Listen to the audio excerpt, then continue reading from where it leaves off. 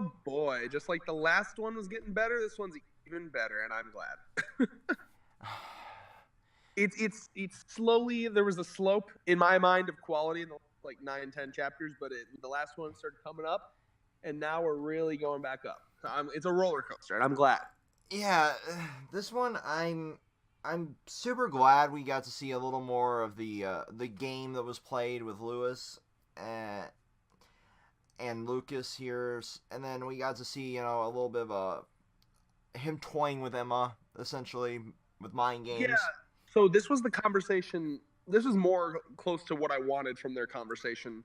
Um, for the first time when we were kind of like complaining about how their first conversation was like just really nothing of substance. It was just them kind of saying re-saying things that we all knew. This conversation was a lot more interesting to me.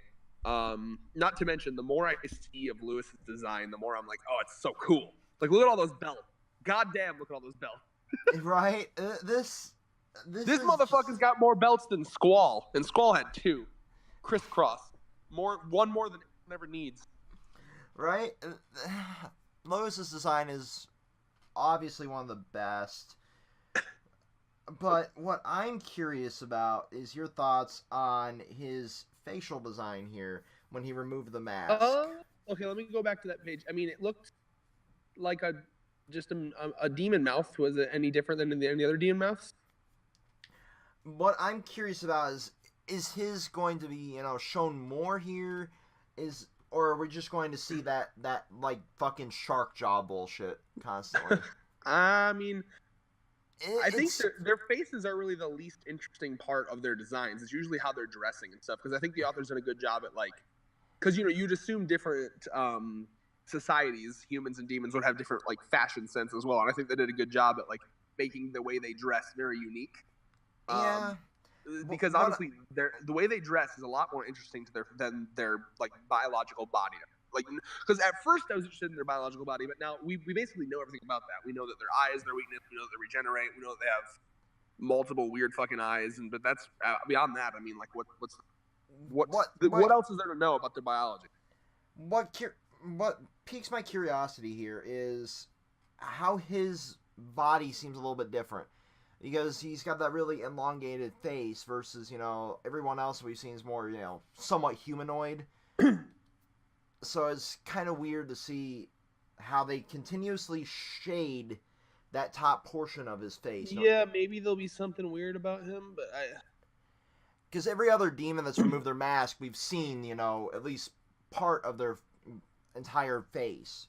But maybe every that time was we've seen Lewis, it's just been that bottom jaw portion. maybe it was because that was a flashback, and when the audience sees it, we want it to be like the same time Emma sees it, maybe. That could be too. Um, I also noticed that they still cover up the man with no name's name. Right? Like, dude, unless his name is goddamn William Minerva, what's the point of continuously hiding that name? What I'm actually, seeing here is they're not going to reveal that name until Lucas and him meet back up. I guess, but here's my question: what's the name gonna be? Like, oh, my name's Bob. Okay. Way to cock tease us for 30 plus chapters. Who cares? What could it possibly? Just writing practices 101. My question is like, and this is why I'm trying to speculate here: is that name gonna have some sort of like relevance to the plot? Because it just seems very strange. Like the author had a lot of time to like many chances to just like say what the name was, and even Chibi noticed this like 10 chapters ago when they were going underground and they were like avoiding saying the name. Chibi was like, "What? Why are they not saying this name? Like, unless it's like really important." So to like literally have a part where the author fucking scratches out the name, there's got to be something here with his name. There's got to be something, but to me, it's almost like with the demons at the feast, Yeah, well, yeah, that's true. Because they scratched that shit out. I always took that as it was a language we couldn't understand. I always took that as like whatever his name is, which is strange though because all these other demons are like in a language we can understand. Exactly. Huh. That's how I took it. It's like, oh well, they're hiding the name there, so they're hiding the name here. It could be what you're suggesting. Could be a foreign language or an alien language, or it could be, just this here just for plot. I love how skinny Lewis is as well. Like, again, those belts, man. Like, that's like, he's like a twig. He's like twig, huge. The physiology. He's a swole twig. He's like, what is it? What's that fucking body type where you have like nothing? Like you skip all lower body day. You never have a lower body day. It's all like fucking like abs and up, or not even abs, like the fucking what's pectorals? Yeah. Johnny Bravo style. Yeah, he's got that. Instead of callus body, he's working on the Johnny Bravo bod. But yeah, I mean, so yeah, I love that. I do love that. Very Hisoka style. He just comes up and he's like, "Yeah, here's my weakness." Yes, I know you're stalling for time, so allow me to just casually, smugly sit here and give zero fucks about what you're going to try to do. Oh, I love him, but I'm actually still in the flashback here. I like when he also casually tosses them guns. He was the one that, so he basically, he's the one that gave them guns. He's the one that set up this entire rebellion. He's the one that he set up the Kids with Guns sequel here. No, but like, he must have like Lewis literally set up everything. It's so fucking funny. I love Lewis because everyone else is here to have a good time, to just kind of like fucking run some kids into a corner and feel powerful. It's like demon version of like owning a fucking SUV or not an SUV. What's the fucking huge truck that everyone says you got a small dick if you own it? The Hummer would be the one I would call. Yeah, that's the one I was looking for. SUV, not at all. Yeah, it's the demon version of owning a Hummer. You got a small ass dick, so you come here, fucking corner kids. What's there? Oh yeah. So, damn it, I lost my train of thought. I'll think about it eventually. Take over, David. I'll remember what I was saying. So, going past that flashback, we see a little bit of the Emma and Lewis talk. Ooh, it's good. Where they're still talking about the game that was taking place 13 years ago, as we found out today. Which, by the way, proves that this monkey has quite the lifespan. Because I'm not sure how much a normal monkey lives. Yeah, it's... I'm Googling monkey lifespan. Here we go. Okay, he's Googling that. Just talking about... Whoa! Why all of a sudden... Why is one of the autocompletes Monkey Lives Matter? Harambe. Oh, no. Monkey lifespan. All right. Go. Oh, okay. Okay, so it varies. Not sure what type of monkey that is. Well, I'm assuming it's something from off planet. It kind of looks like maybe a white-headed capuchin or a Japanese. No, it's not that one. It's yeah, really, it's hard to tell because every monkey has like a different lifespan. It's probably one of them smaller ones. So probably about 20, 30 years. Yeah, it could still, because I mean, like the smaller ones I'm seeing, like the ones that kind of look like that one are kind of around like. Yeah, it looks like 15 to 20 years. So I wanted a monkey as a kid, so I kind of knew a little bit. I wanted a monkey as a kid. I wanted a monkey to... I had these... Just derailing here. I had these lovely people that were called the Ladies of the Village, who if your yard was not properly mowed, or if it was, slightly trashed after, because I lived right next to the bar. So, as a kid, I always fantasized having a monkey to just throw shit at them. I would my goal in life was to train the monkey to throw shit at these little pestering people that constantly would knock at the door right before you went to school, so you're there standing in your boxers, Okay, yeah, we'll get to mowing the lawn as soon as I get home, or I'll pick up the trash from the drunks when I get home. I gotta go to school. So that was my goal, was to have a monkey to just throw shit at these people. Wow. And how old was David there? I was like 12 or 13. Okay. Until I was like 15, that was my goal. But yeah, I remember what I was saying earlier too, though. So like, but yeah, so like with all these other demons that just kind of want to abuse these kids and kind of like have a power trip, mm-hmm. I appreciate that Lewis comes in kind of behind everyone else's back, like this is some bullshit. Like I live for the true hunt. This is some ass. I live for the true hunt. I need to cosplay this man. I don't care how hard it is logistically, so it's got to do it. Hey, just do it. Just do it. I'm fat. I'm like the opposite body type of the thing. Well, you got 6 months, 7 months before Comic-Con to get swole. Oh my God. Also, you go to the glorious House of Gaines. Next time I see someone, if I ever see anyone like with a pile of belts, just scanning belt after belt, and be like, "You working on your Lewis cosplay? How many belts you need? 4 or 5?" Something like that. Maybe God 6. damn the amount of belts. But yeah, so yeah, I love this conversation. And I like how he totally calls her out. He's like, no. You just want me to stay here so you can bide your time to escape. I'll stay here. I'll bite. But if you don't fucking come back and fight me. Oh, no. All I can say during this conversation is... Yeah, all the nut. Oh, yeah, the sexy sit, the sit, bro. He's just like, You got... Again, like, I have to do a video about the parallels between this series and Hunter x Hunter.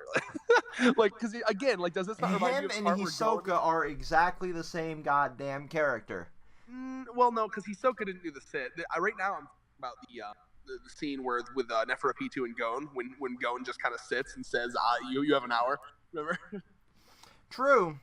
That's what I'm thinking about right now. It's very similar. But the sit's completely different.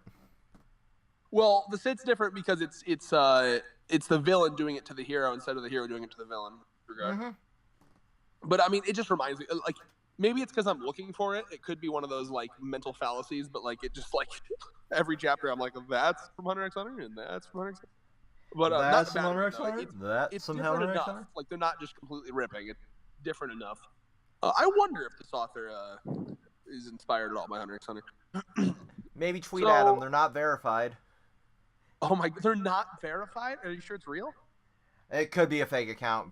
You know, that happens all too often. But okay, so let's talk about the fucking sexy panel. You know the one, the like full page shit. Oh, Dude, I shall dance with you until I get my fill of it, Emma. This dude, I fucking love him. Bro, like, I hope he becomes a recurring. He can't die. He's too awesome. Protect the villain. That's how you know it's a good villain. I'm on some Katakuri bullshit with him. Protect. Oh. Bruh. This is so... That panel had better be in the thumbnail. It's difficult to make that a thumbnail because, like, you see, if I crop down near the bottom, I get Emma, then just his fucking torso. If I crop near the top, I get his head, but then the fucking text bubble, you know? So, God damn it. I'll try. It's not crazily well formatted for a thumbnail. I know it isn't.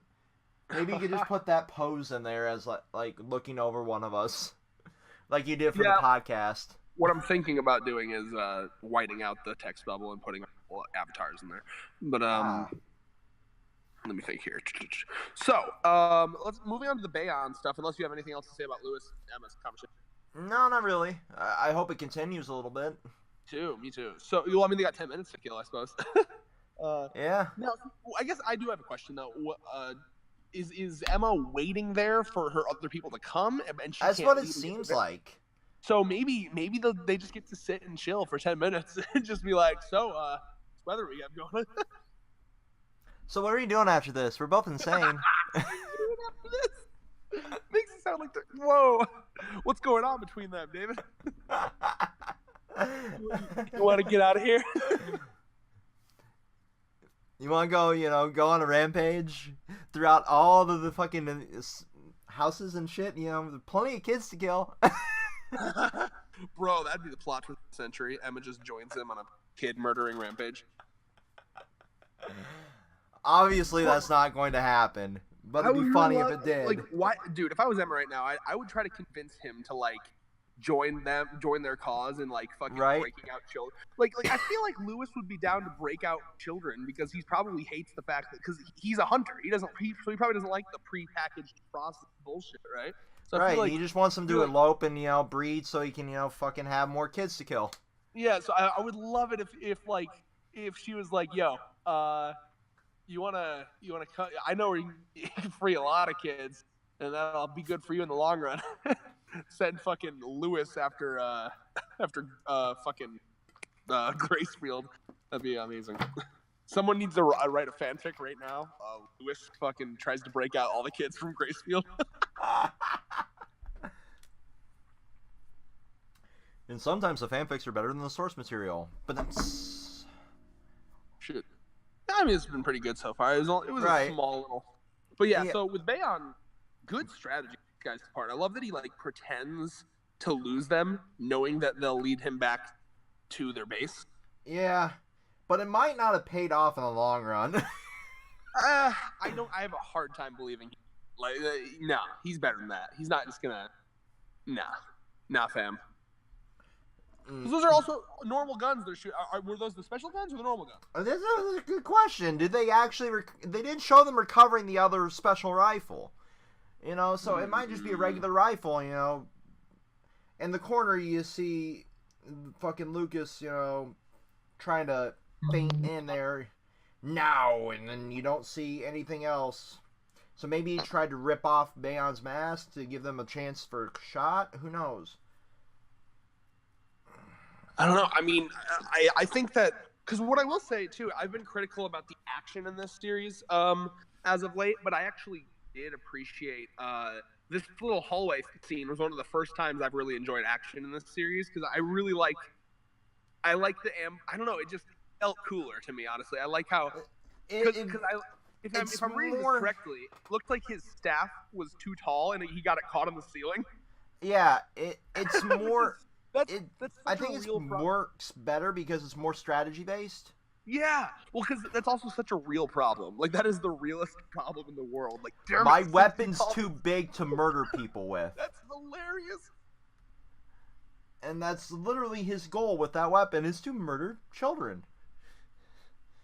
It's so weird. It's like they scoped it out too much is what I think they did when they allowed them to, you know, go out into the fields and have this, you know, plan. But now that they're, you know, strategizing in smaller splinter groups, you're seeing a lot more of the grounded action that we saw in the original arc start to, yeah, you know, see, this unfold. is great. Like, this action is, I like the ambushing and in the calls and indoors, secluded areas.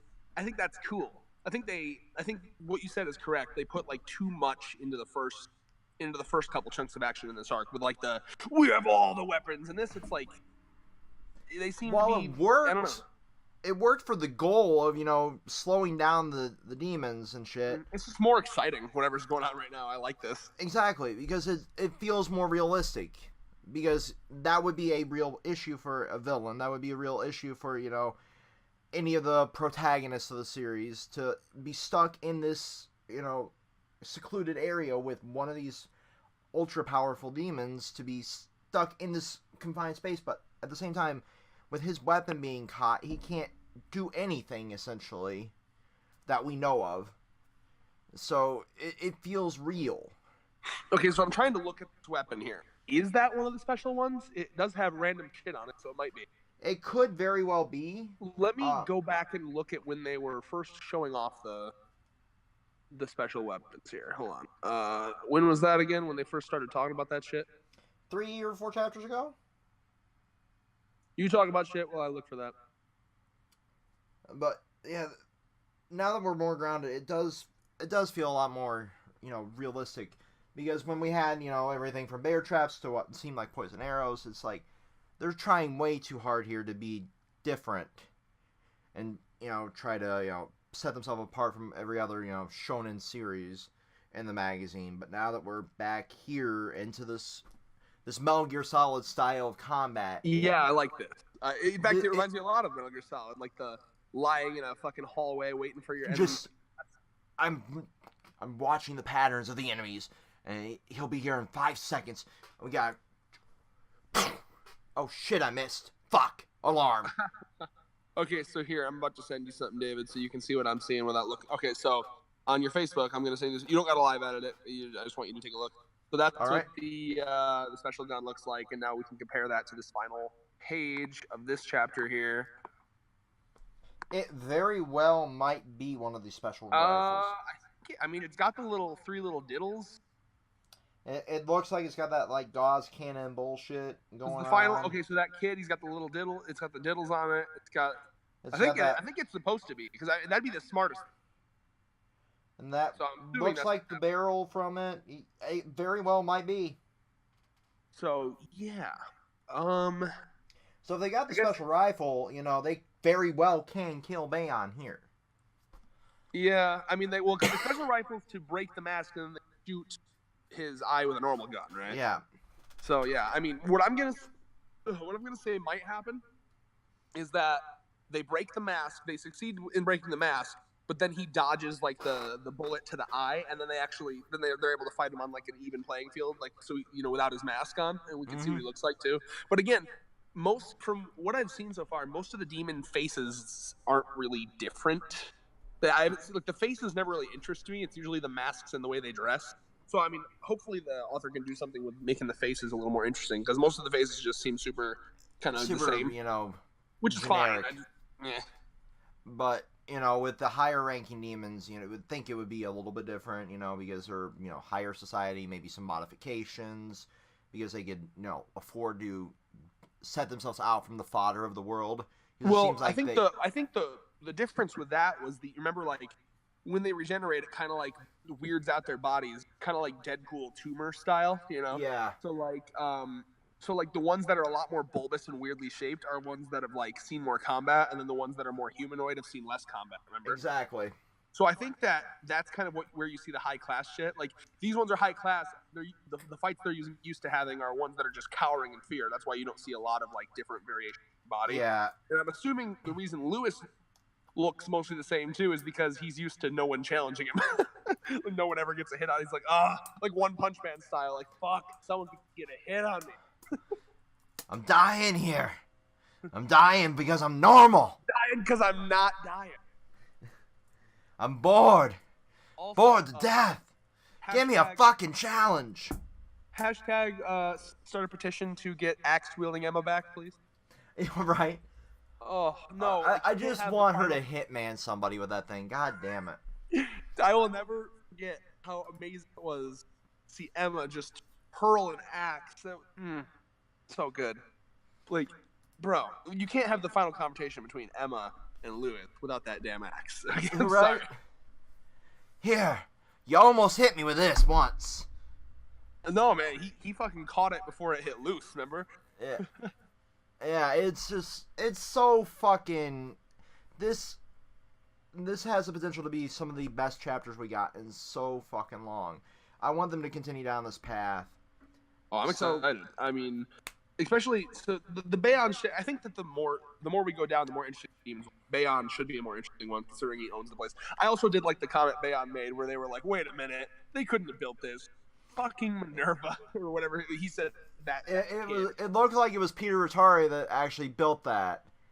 Well, obvious. Well, I always forget if it's Peter or the other one. The one that I call him Minerva because I don't want to mix him up with his evil douchey brother. Right. It looks like it was Peter that built this, and he's kind of like, did he double cross me? Well, I gotta go back to the chapter because I always forget if it's fucking which one the evil one was. It's just weird. It's like he planned for Bayon to double cross him, so he double crossed Bayon. Well, I mean, we knew this already. William Minerva built these underground tunnels for the humans. But it's like he had made this specifically to give them a way out if he abuses the policy of like, here, I'm giving you this hunting ground. I just assumed it was just part of the it might shelter be left over. I just assumed it was part of the shelter they made, honestly. Okay, no, Peter Rattari's evil brother. Yeah. Minerva's was like some other fucking name. I always forget. William Minerva. And then he goes to the Promised Neverland wiki. Yeah, bro. Greatest assistant.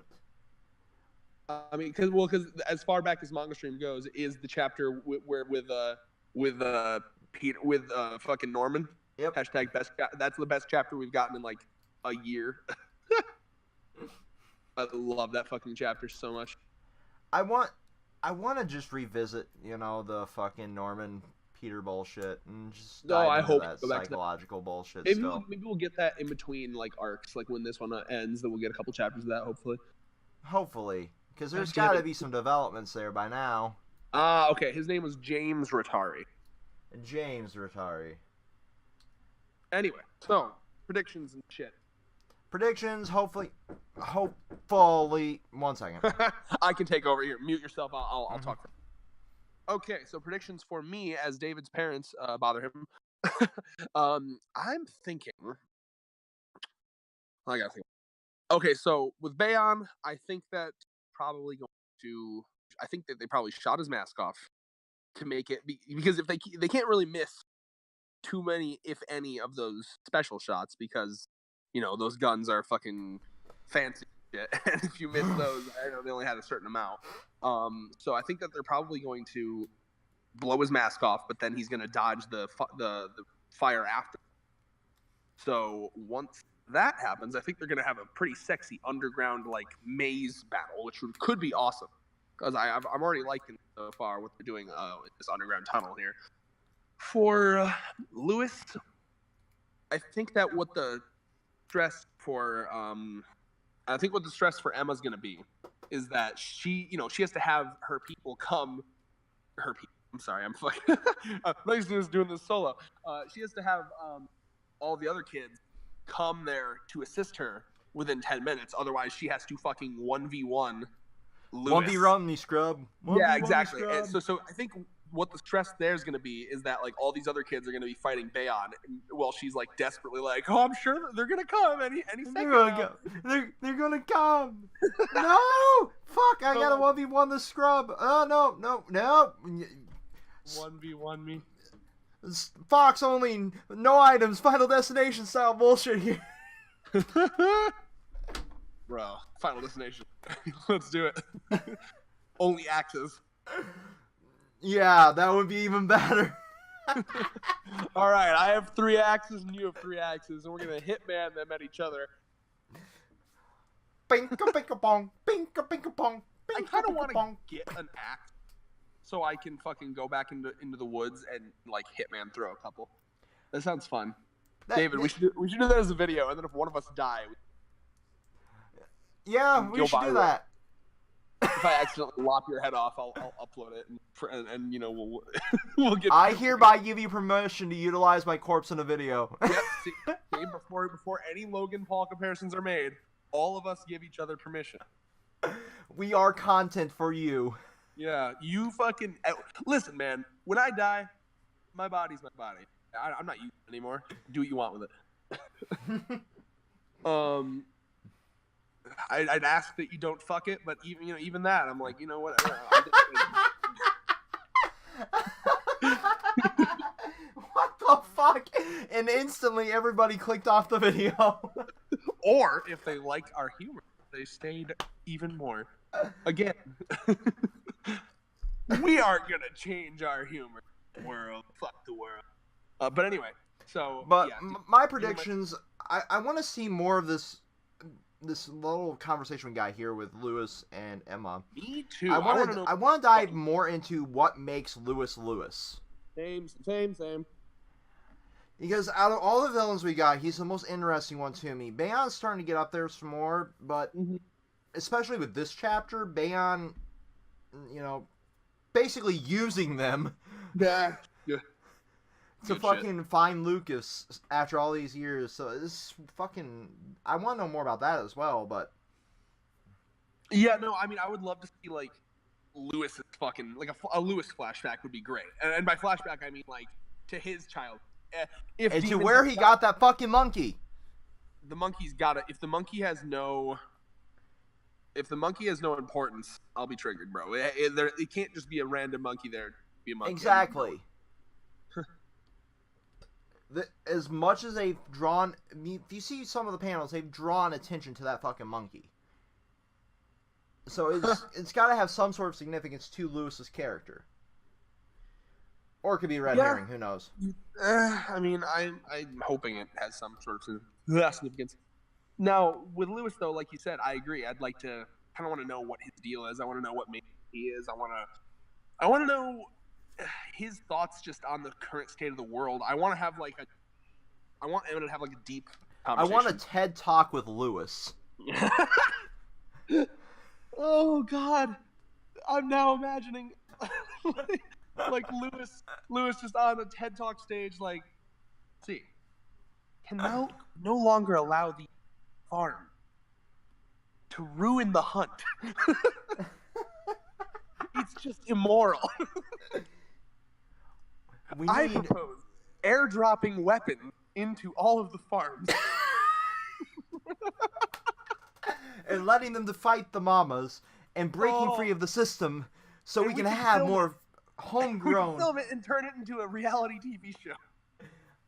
This is the Hunger Games Promised Neverland edition. Oh. Also, hashtag never forget that the mamas are like crazy strong and fast. Like, remember when fucking like Isabel speed blitzed Emma and broke her leg? Yep. So I mean, like, it's okay, child. It's okay. I hope Isabel comes back if they didn't fucking kill her. Oh, she's probably somebody's steak dinner by now. Because what we do know is that when the color page went back to fucking Gracefield, Isabel was nowhere to be seen. Different mama. So I don't know. You know what would be fucked up? What if they just because I know she's like DNA specimen wise, she's really good. So what if they just went back to like, what if she's just being used as like a breeding tank now? That could be too. I mean, could be so fucked up, bro. This is my 77th child. God damn it, in me. Well, because the thing too is that they probably wouldn't do it through. Actually, we know they don't do it through. I saw that one panel where they I know use the needle and so no, I know. I was just saying that for my own reminder. So that it would probably literally be like, isn't there a Cards Against Humanity card that says pumping out a baby every 9 months? Yeah, I think there was or is. That would be Isabel's life. That if that's what they decide, it could literally just be. And I imagine at some point your fucking womb would give out. I don't know. So if we want to go real fucked up, it depends on what they can do, what they can imply in this series. They could literally just use her for as many babies as her body could fucking produce until she just dies. Yeah. Again, I don't know how fucked up. Like I'm always thinking Sennin when it comes to this series because it has the mentality of a Sennin, but it sometimes can't show what it wants to. But exactly. Again, I could see them doing that because what are my thing is, okay, what are your options? Option A, kill her right away, and you have some meat that might be good, might not be. But as we know, the best meat are the young, 12-year-olds. Like, that's the peak, right? So option A is kill her, and you get some probably decent meat. Or option B, make her have a bunch of babies. You're getting more bang for your buck in that regard. Just seems like a smarter option for the demons. Mm-hmm. So, that would depends on they want to go. That would be the darkest possible outcome for poor Isabel, but it would be the most logical from the demon's perspective.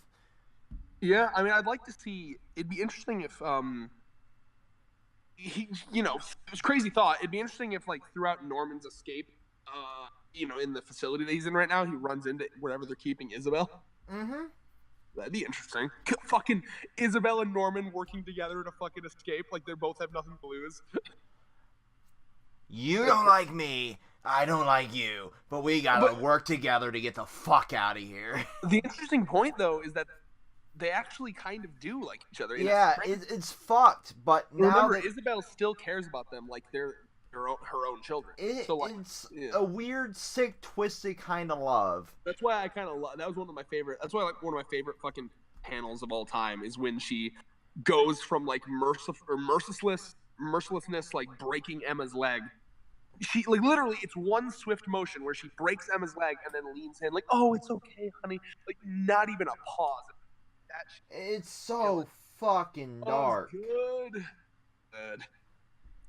So yeah, I mean that. I didn't even think about that until now. But that'd be fucking cool if Norman ran into fucking Isabel. Yeah, it would be. And then I could see some crazy twist where he actually does escape with Isabel, and then they're fucking like they're running or whatever, and then like she reveals like, by the way, I am pregnant because they did fucking inseminate me, so that they have to deal with a fucking baby later. Yeah. Oh my god, dude. There's so many possibilities for that. Another baby to protect. You're just telling me now. We were dodging bullets. We were fucking dodging demons, and you're just telling me now you're pregnant. What the fuck? Yeah, I would love an entire arc of Norman shit when done. Like, just give me like 20 chapters of Norman doing shit. I don't even care. Give it, please. So yeah, there's all these possibilities for once this arc wraps out. But that would be so fucking cool to see that be a thing. What you just described. So now I kind of want that. Damn it. Anyway, anything else? I think we're good.